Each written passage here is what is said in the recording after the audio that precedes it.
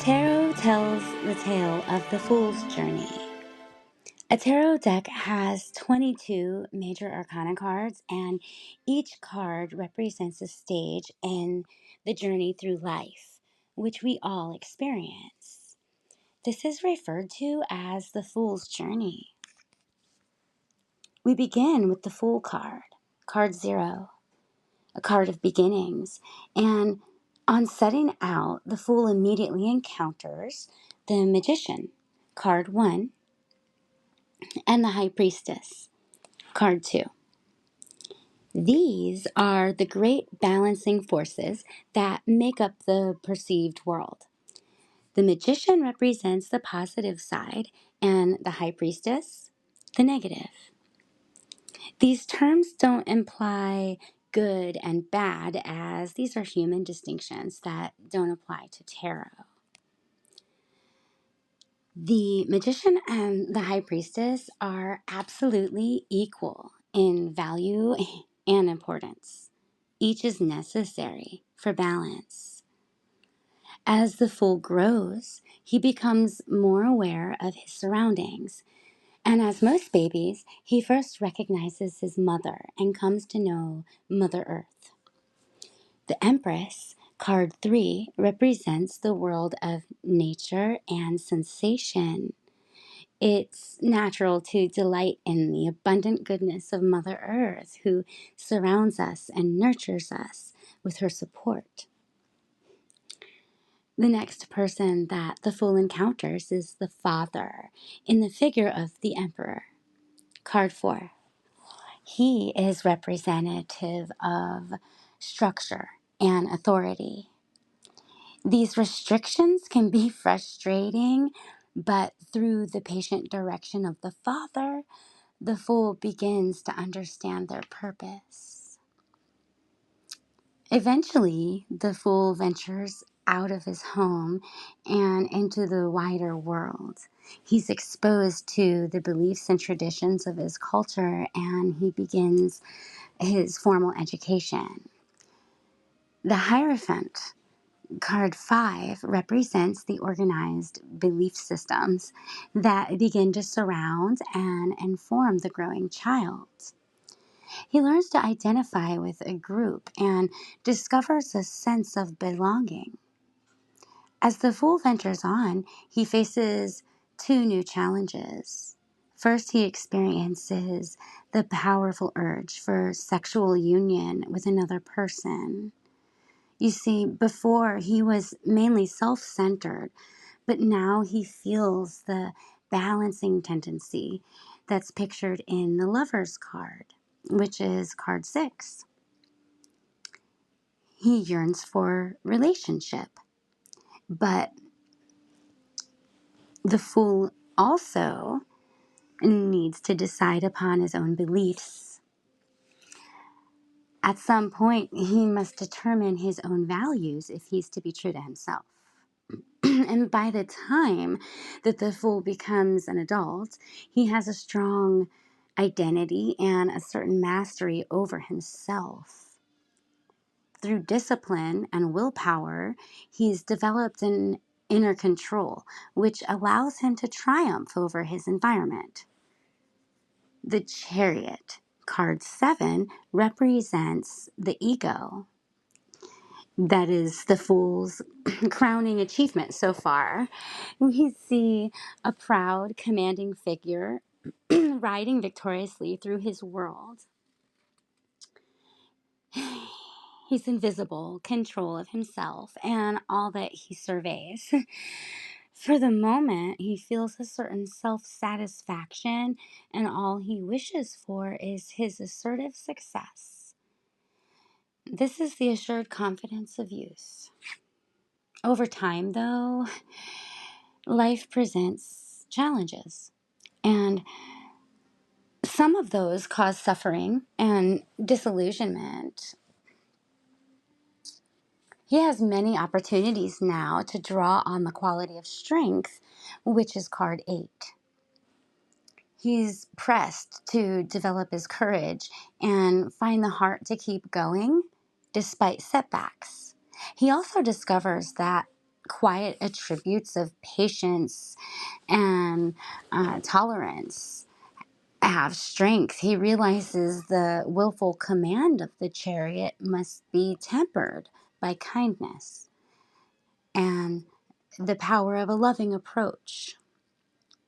Sooner or later, the fool is led to ask himself the age-old question, why? He becomes absorbed with the search for answers out of a deeply felt need to find out why people live if only to suffer and die. The Hermit, card 9, represents the need to find deeper truth. The fool begins to look inward, trying to understand his feelings and motivations.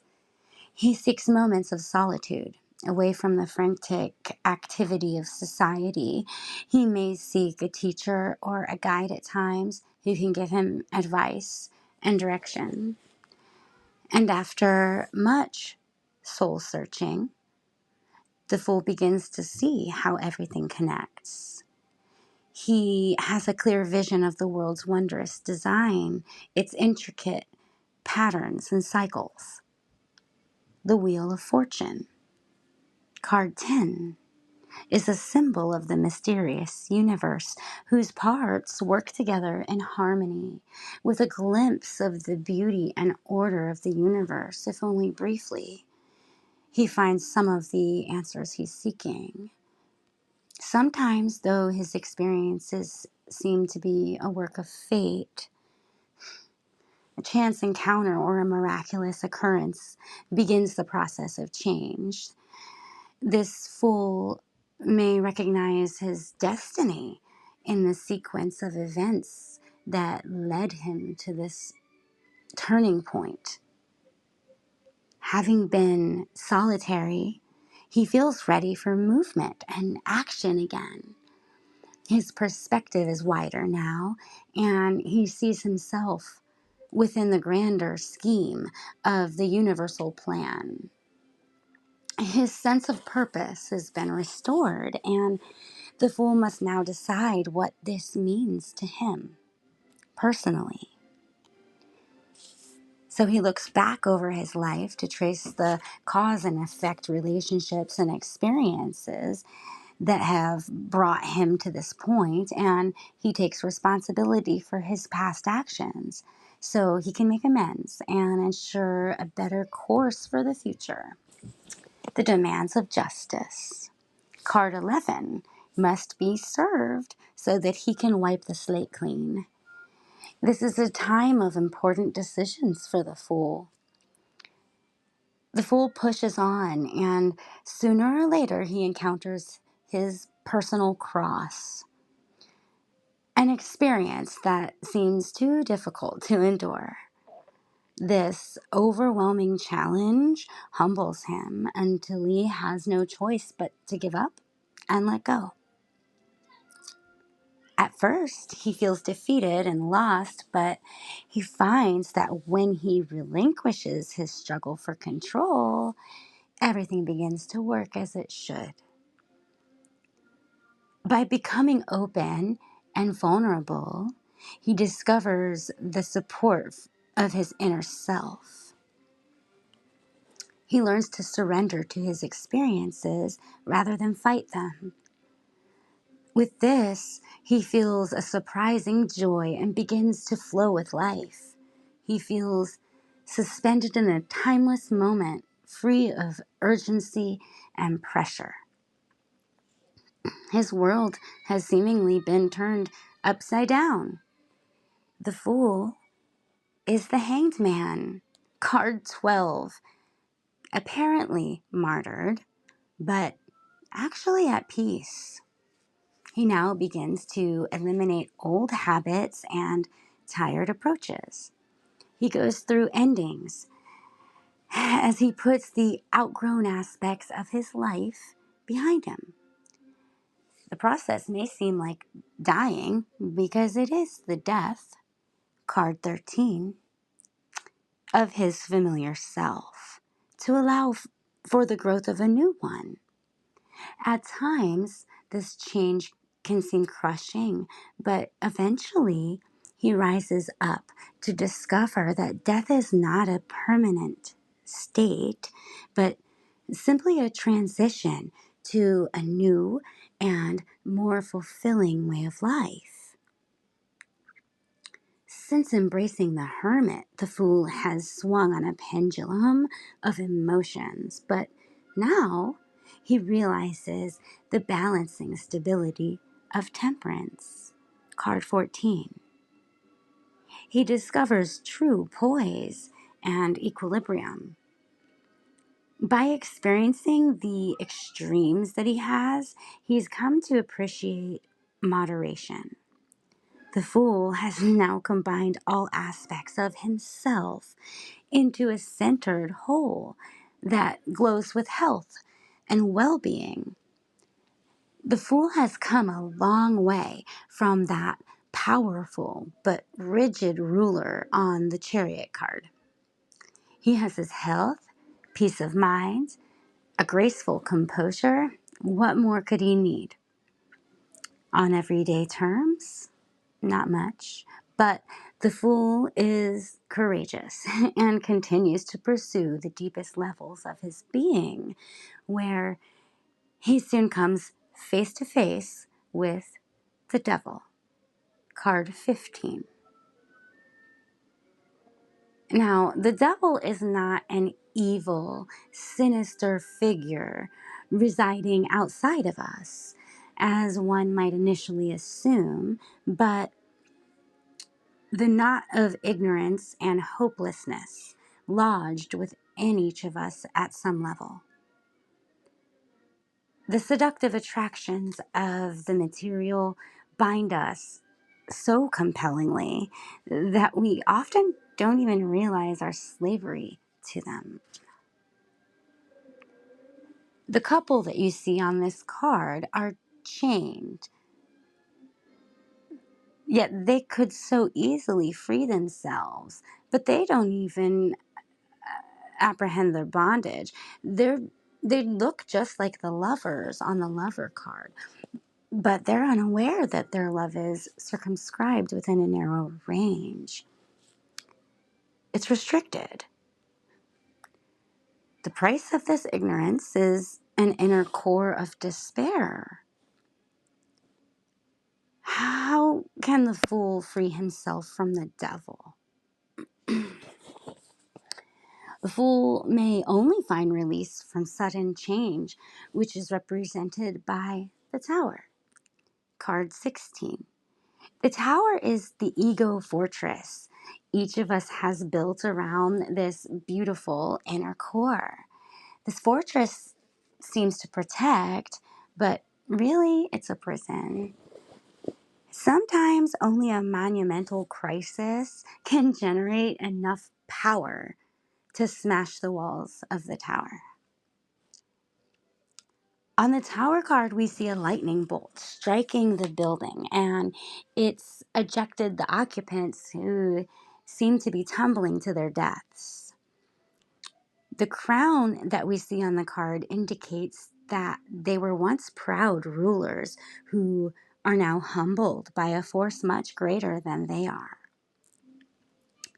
The fool may need to experience such a severe shakeup if he is to free himself, but the resulting revelation makes the painful experience worthwhile.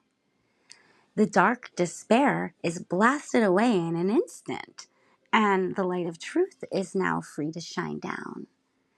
The fool becomes suffused with a serene calm. Think of it as the calm after a storm has passed. The image on the star card, card 17, attests to this tranquility. The woman pictured here is naked, her soul no longer hidden behind any disguises. Radiant stars shine in a cloudless sky, serving as a beacon of hope and inspiration. The fool is blessed with a trust that completely replaces the negative energies of the devil. His faith in himself and his future has been restored. He's filled with joy, and his one wish is to share it generously with the rest of the world. His heart is open, and his love pours out freely. This peace, this calm after the storm, this is a magical moment for the fool. What effect could spoil this perfect calm? In fact, it is his bliss alone that makes him vulnerable to the illusions of the moon. Card 18. The fool's positive emotions are not yet subject to mental clarity. In his dreamy condition, the fool is susceptible to fantasy, distortion, and a false picture of the truth. The moon stimulates the creative imagination, and it opens the way for bizarre as well as beautiful thoughts to bubble up from the unconscious. But deep-seated fears and anxieties also arise. These experiences may cause the fool to feel lost or bewildered, in the dark, per se, relying only on his intuition. And it's the lucid clarity of the sun, card 19, that directs the fool's imagination. The sun's illumination shines in all of the hidden places. It dispels the clouds of confusion and fear. It enlightens. So now the fool both feels and understands the goodness of the world. He enjoys a vibrant energy and enthusiasm. And experiencing a radiant vitality, he becomes involved in grand undertakings as he draws to himself everything that he needs. He's able to realize his greatness. The fool has been reborn. His false ego self has been shed, allowing his radiant true self to manifest. He's discovered that joy, not fear, is at life's center. The fool feels absolved. He forgives himself and others, knowing that his real self is pure and good. He may regret past mistakes, but he knows that they were due to his ignorance of his true nature. Now he feels cleansed and refreshed, ready to start anew. It's time for the fool to make a deeper judgment, card 20, about his life. His own personal day of reckoning has arrived. Since he now sees himself truly, he can make the necessary decisions about the future. He can choose wisely which values to cherish and which to discard. The angel that we find on this card is the fool's higher self, calling him to rise up and fulfill his promise. He discovers his true vocation, his reason for entering this life. Doubts and hesitations vanish, and he's ready to follow his dreams. The fool re-enters the world, card 21, but this time with a more complete understanding. He has integrated all the disparate parts of himself and achieved wholeness. He's reached a new level of happiness and fulfillment.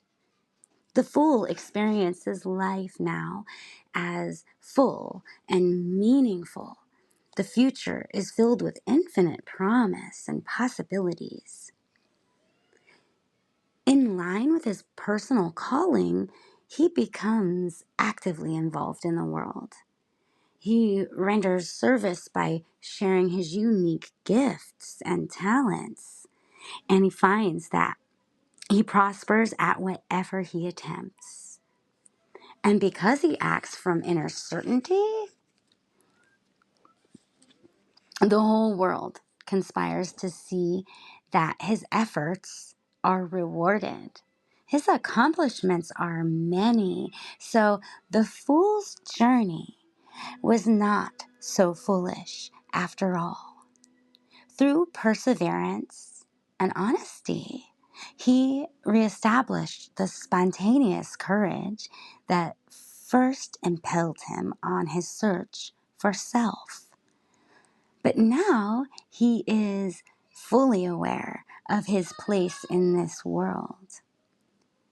The cycle is over. But the fool will never stop growing. Soon he will be ready to begin a new journey that will lead him to even greater levels of understanding.